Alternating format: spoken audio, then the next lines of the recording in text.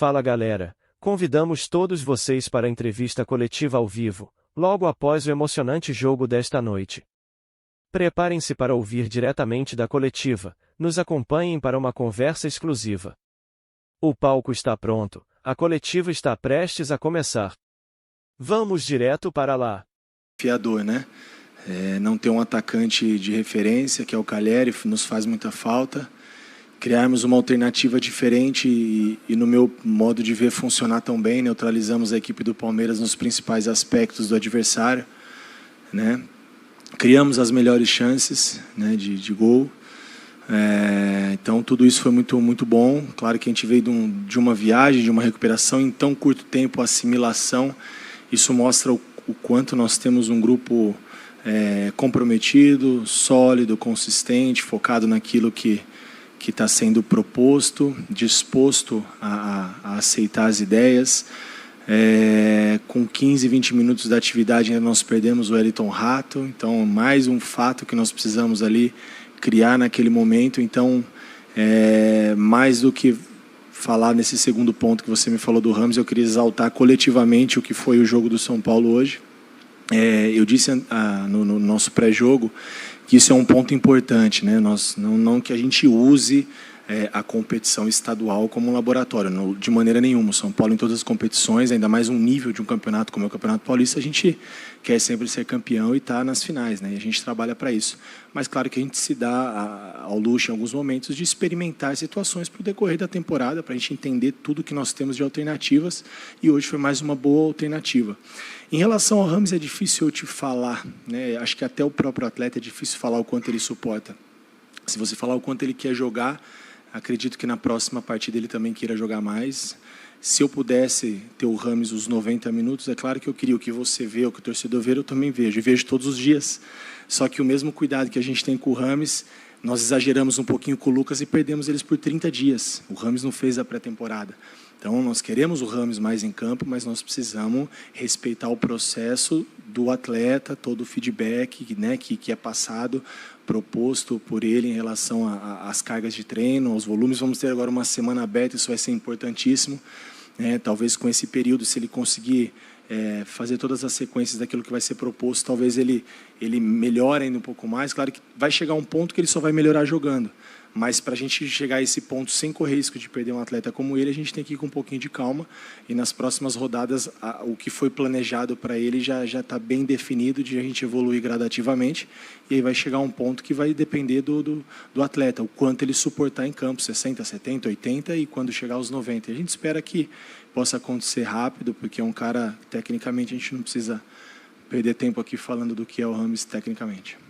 Carpini, tudo bem? É o segundo clássico do São Paulo que tem polêmicas de arbitragem, que o presidente ele vai falar na zona mista. O Pablo Maia ele passou na zona mista e ele comentou que conversou com o árbitro naquele lance do primeiro tempo, que ele levou a solada do Richard Rios, e que o árbitro disse que não o expulsou porque saiu o gol. Eu queria saber, primeiro, se você tem algum conhecimento da regra em relação a isso, né, se tem alguma especificidade, se você também ouviu isso do Pablo Maia ou da arbitragem. E em relação aos outros dois lances polêmicos, muito torcedor está reclamando que os critérios utilizados foram diferentes. Bem diferentes. Então, eu gostaria da sua posição em relação a esses três lances, por favor. Bom, como você falou, na diretoria, o presidente já se posicionou muito em relação a isso. Para mim, mais do que o lance do Rafa e o lance do Luciano, foi o lance do Richard Rios. Aqui vocês acompanham, vivem futebol assim como eu, são pessoas que têm o discernimento, a inteligência da regra. Até onde eu sei, se eu estiver errado, você me corrija. Indifere a decisão da arbitragem o desfecho da jogada. Esse é um ponto. Então, independente se foi gol ou não, a regra tem que ser aplicada. E, na minha opinião, foi o maior erro dele. Mais do que o do Rafa e mais do que o Luciano. Isso é só um ponto de vista meu. Não adianta eu ficar aqui batendo na arbitragem, falando de coisas que a gente não controla, o jogo não vai voltar atrás, não é a primeira vez que a gente tem algum tipo de queixa em relação a isso, mas aí fica aberta a opiniões de vocês, eu tenho as minhas, prefiro guardar um pouco mais para mim o que eu penso em relação à arbitragem do Matheus hoje e vamos para a próxima, né? Eu prefiro exaltar o que foi o jogo coletivamente, o quanto nós conseguimos neutralizar e criar situações, mesmo com muitas ausências, né, ausências consideráveis, como o Rato que vinha voltando e o Caleri, que é uma referência para nós. Então, acho que foram coisas a serem mais valorizadas para mim coletivamente, mas complicado. Carpini, boa noite. Teve 2 momentos na partida que me chamaram a atenção, eu queria que você comentasse. Primeiro, o São Paulo estava com uma certa dificuldade para fazer a saída de bola no início do primeiro tempo, mas consegue fazer o gol roubando a bola no campo de ataque. Então, queria que você falasse dessa alternativa que o time encontrou para conseguir agredir o adversário. E no segundo tempo, a gente viu um Palmeiras desde o início trocando muitos passes, o São Paulo tendo certa dificuldade para recuperar e reter essa bola. Tanto é que a primeira finalização do São Paulo no segundo tempo vem com o Alisson já com 44, 45 no segundo tempo, e aí parece que o time consegue dominar e pressionar. Queria que você citasse esses 2 momentos. Como que você conseguiu com o elenco, porque eu vi você conversar pelo menos 2 vezes com os zagueiros para tentar ajustar a saída de bola, e no segundo tempo a dificuldade para manter essa posse de bola também, não deixar o Palmeiras tempo inteiro gastando a bola e o São Paulo tendo que correr atrás para marcar. Tá. Bom, em relação ao primeiro tempo, né, como eu falei, nós tivemos 20 minutos para treinar e na parte final do treino nós ainda perdemos o Wellington Rato. Então, você colocar um padrão perfeito de construção, de parte inicial, intermediária e terço final de jogo em 15 minutos é muito difícil, uma equipe que nunca jogou junto, sem uma referência com jogadores de mobilidade. A intenção era deixar um pouco a bola com os zagueiros do Palmeiras, que foi o que aconteceu, e foi dessa maneira que nós roubamos a bola e fizemos o gol, né? Eu acho que o Palmeiras trocar passes dá um ar de superioridade, mas eles trocaram passes onde nada acontecia.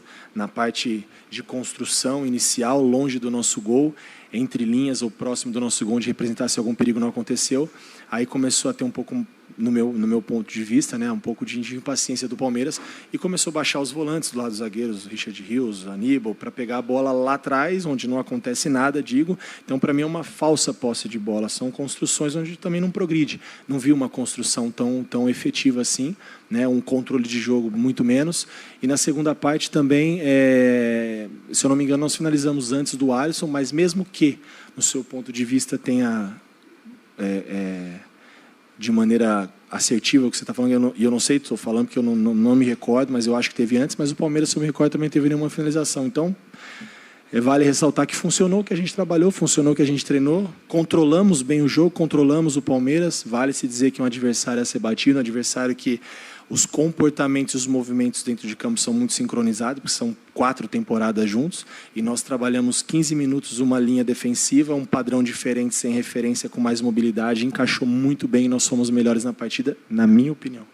Carpini, boa noite. Foi a segunda vez que você usou o sistema com 3 zagueiros, né, nesse Campeonato Paulista. E quando você vai fazer a alteração, você tira o Igor Vinícius e não um dos zagueiros. Eu queria entender o que foi a tua ideia naquele momento para deixar o Ferrarese um pouquinho mais até por aquele setor.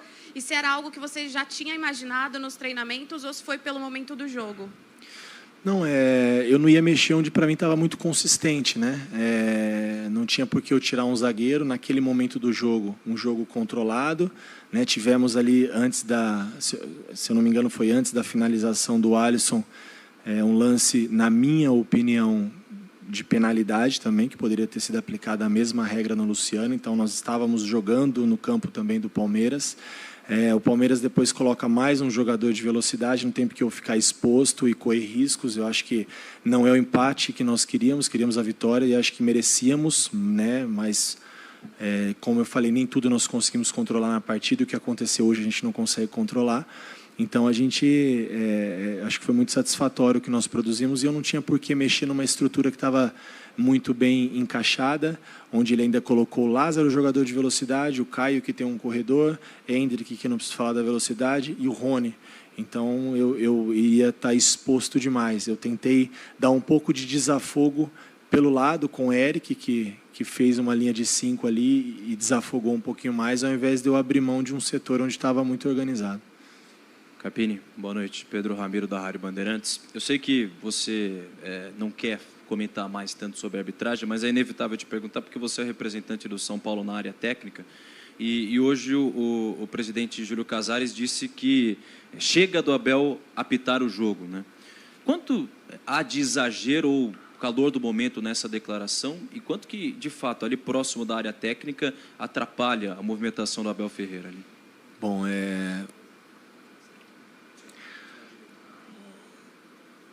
não digo que atrapalha, cara. Na verdade, assim, eu não vou falar nada em relação a isso. Deixa o que o presidente falou. Eu acho que assim você acompanha o futebol diariamente e deve ter acompanhado já pelo menos uns 100 jogos aí do Palmeiras. Então, o comportamento dos adversários, das pessoas, de área técnica, acho que cada um tem as suas opiniões. Eu prefiro não externalizar a minha, mas eu vou ficar meio imparcial. Eu não gosto disso, eu prefiro responder as perguntas, mas queria que você me entendesse que acho que qualquer coisa que eu excedesse vai virar polêmica. Vamos falar disso a semana inteira. Nós só temos jogo na próxima rodada. Não vai mudar o que aconteceu. Então, acho que não vem ao caso o que eu penso. Vocês acompanham o futebol, acompanham o Palmeiras, acompanham o Abel e acho que você tem a opinião de vocês bem formada, assim como eu tenho a minha. Boa noite, Carpini. Tudo bem? Vitor Peixoto, Web Rádio Gol de Placa. Apesar do empate amargo que fica em relação a tudo que aconteceu na partida, queria que você falasse um pouco sobre a partida do Ferreirinha, que a cada vez mais vai tomando o seu espaço ali no setor ofensivo da equipe de São Paulo. Obrigado, boa noite. Obrigado, boa noite. Fez outra grande partida, né? Um cara de desafogo, de 1 para 1, cumpriu muito uma função diferente um pouco, saiu da característica dele, né? De jogar muito em cima da linha, acho que isso foi bacana. Você vê o quanto esses caras estão dispostos a fazer pelo São Paulo, né? Pelo nosso projeto, pela nossa temporada. Então, sem dúvida é mais uma boa opção que a gente vem ganhando. E o que preocupa um pouco agora, ainda bem que nós vamos ter uma semana aberta para poder trabalhar e descansar um pouco mais, mas também a sequência, né? O Ferreirinha vem participando de quase todos os jogos e hoje, ali de uns 60 minutos em diante, foi um cara que sentiu muito a parte física, mas é natural, mas eu prefiro enaltecer o que ele tem feito. Os comportamentos com bola, foi isso que trouxe ele até o São Paulo e o que ele já conquistou na carreira, e os comportamentos sem a bola, e eu prefiro, isso sim eu quero exaltar, porque ele tem sido muito comprometido com o grupo. Carpini, boa noite, tudo bem? Claro que a mudança no esquema tático foi por causa das circunstâncias da partida, né? Eu acho que se você tivesse tão pouco tempo para treinar e tivesse todo mundo à disposição, o seu sonho de consumo seria poder manter o time mais vezes, né? Apesar de ser bom você poder testar outras possibilidades. Mas essa possibilidade com 3 zagueiros é algo que você pensa também com o Calleri, ou foi uma solução mais específica para essa ausência de um cara de referência como é o Calleri? Obrigado. Não, bacana.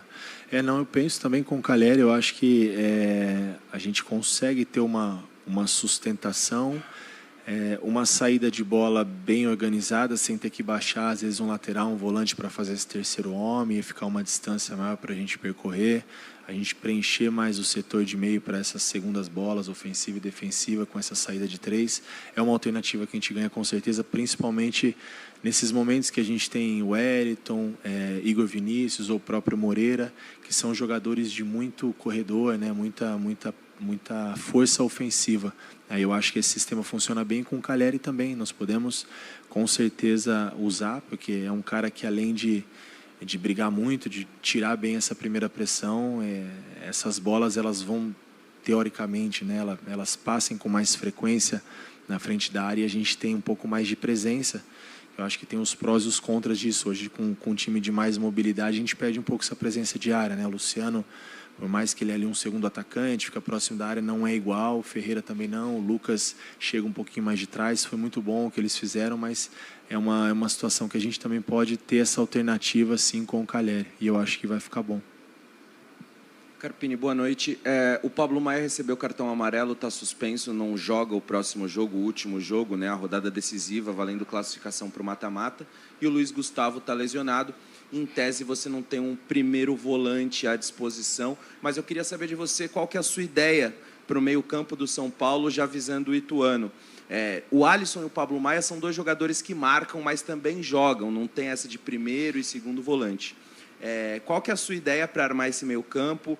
Você acredita que um segundo volante, um jogador com uma característica de mais de saída de jogo, menos marcadora, pode se encaixar na vaga do Pablo Maia tranquilamente? O que você tem em mente para esse meio-campo? Bom, nós temos dentro do elenco algumas boas opções, né? Muda um pouco a característica individual, com isso também deve mudar alguns aspectos coletivamente, mas acho que a gente tem boas alternativas. Nós vamos ter uma semana aberta para a gente analisar com calma, né? Nós não temos em tese um primeiro volante, mas nós temos o Michel, que já fez essa função em outros momentos, nós temos o Bobadilha, né? Que às vezes ele tem talvez as pessoas enxergam ele mais, e eu também enxergo ele assim, talvez como você, como um segundo, um cara de corredor que pisa na área, mas ele é um dos líderes em desarmes nos jogos que ele atua. Então ele é um cara que tem também essa parte defensiva, assim como o Alisson e o Pablo. Ele tem o poder e a capacidade física de marcar bem e de se apresentar ao ataque, até um pouco mais que esses dois que nós citamos, o Alisson e o Pablo, até pelas suas características, mas não deixa a desejar também no setor defensivo. Então, essas situações que a gente ganha são alternativas que nós vamos precisar criar. Isso tem sido uma tônica já desse início de temporada, foram 12 jogos, a gente está sempre buscando alternativas, trazendo alguns pontos aí para a gente avaliar durante a temporada. Eu acho que a cada rodada, a cada situação que a gente experimenta, a gente consegue entender melhor tudo que a gente tem em mãos e o que nós vamos precisar e durante a temporada. E eu estou otimista e contente com a nossa temporada. Carpini aqui, boa noite. Rafael Jacobucci, da Rádio Crack Neto. O senhor comentou agora há pouco que eles não quis comentar em relação à atitude do Abel na beira do gramado em relação à arbitragem. Mas a gente atrás do gol, que chama a atenção é o seguinte: o Abel reclamando constantemente o posicionamento da arbitragem, porém, quando vai um membro da sua comissão técnica, faz uma reclamação mais forte, é expulso de forma direta. Eu queria que você comentasse isso, até em relação de justiça. Como vocês acompanharam o jogo e vocês estão sempre atentos a esses detalhes, até mais do que eu, né, que a gente está muito ali focado dentro do gramado, no jogo, nas alternativas, naquilo que a gente pode melhorar. Mas eu vi por diversas vezes, em alguns momentos, toda a comissão na área técnica, né? E nós tivemos alguns momentos também, não foi um só não, mas muito menos e de maneira muito menos assintosa, e foi um pouco mais enérgico. Eu acho que essa regra de um peso diferente não se aplicou só fora de campo.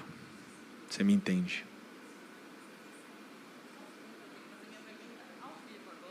Carpini, boa noite. Gabi Guimarães, da TV Bandeirantes. O São Paulo está numa situação complicadíssima, né? No grupo D, dá para a gente chamar assim, apesar de estar na liderança, são 2 vagas para 3 times. Queria que você fizesse uma projeção desse duelo contra o Ituano e se te preocupa a possibilidade de não avançar para a fase de mata-mata. Obrigada. Bom, como eu falei, né, a gente sempre respeita todas as opiniões, mas eu vejo de maneira diferente. Não acho que o São Paulo,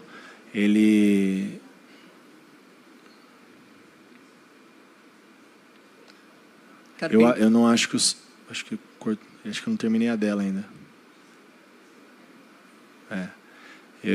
Eu não vejo que o São Paulo está preocupadíssimo nessa situação, né? Mesmo porque eu acho que seria uma situação complicada se nós estivéssemos fora dos classificados e ainda mais se nós dependêssemos de fazer o resultado e torcer pelos outros, né? Então, eu vejo sim que nós poderíamos estar nesse momento da competição numa situação em relação à pontuação um pouco mais confortável, mas não foi o que aconteceu.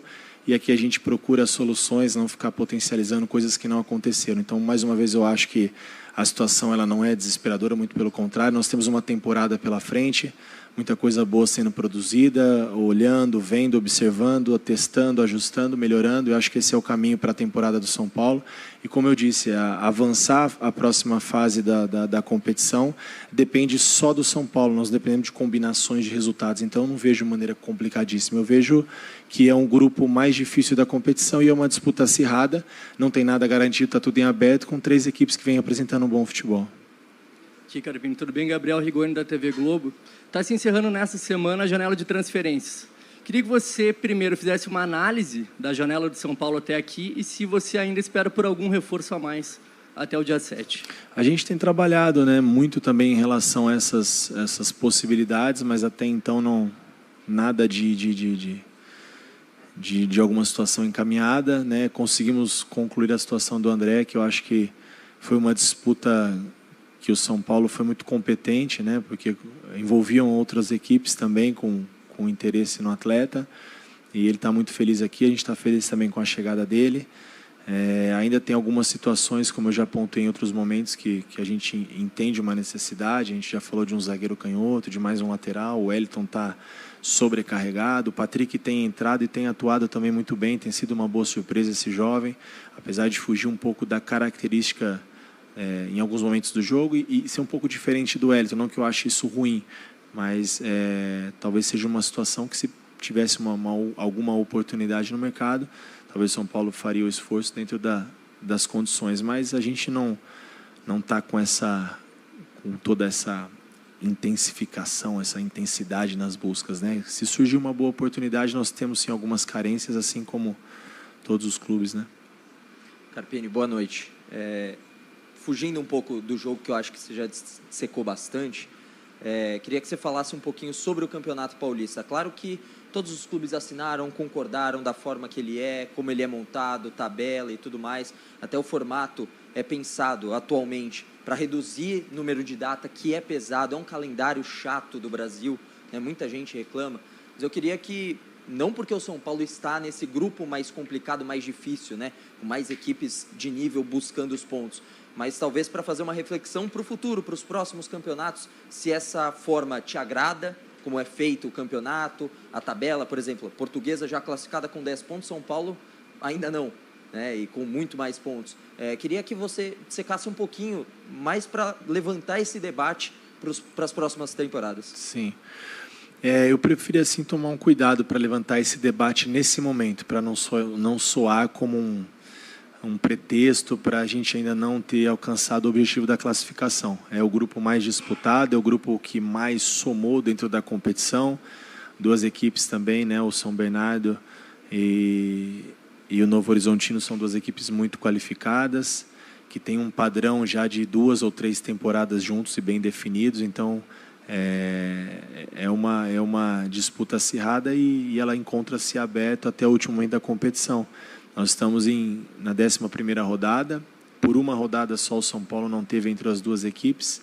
Isso não vale nada se na 12ª nós não tivermos, a gente sabe disso, mas acho que vale ressaltar que a gente vem numa constância, né? Numa evolução dentro das nossas dificuldades, e todos têm elas, mas em relação ao modo de disputa, eu acho que quando finalizar a competição, inclusive essa pré-competição, a gente sempre tem reuniões em relação a isso, né? Então, eu acho que ali seria o momento da gente pontuar algumas coisas, mas aqui, talvez se eu fale alguma coisa em relação a isso, pode soar como uma desculpa. Não só a Portuguesa, mas o próprio Red Bull, não sei como terminou o jogo, Bragantino, mas com 18 pontos já tinha garantido a classificação, a mesma pontuação do São Paulo e tudo em aberto, mas enfim, é o que nós temos, é a competição, é o modo de disputa, e nós temos uma partida pela frente que também vai ser muito difícil, mas que nós dependemos apenas dos nossos esforços e não de combinações de resultados. Então, por isso eu não vejo que é um fato desesperador, né? E nós estamos preparando uma equipe para uma temporada. Claro que a temporada passa pelo estadual, mas tem muita coisa boa sendo feita.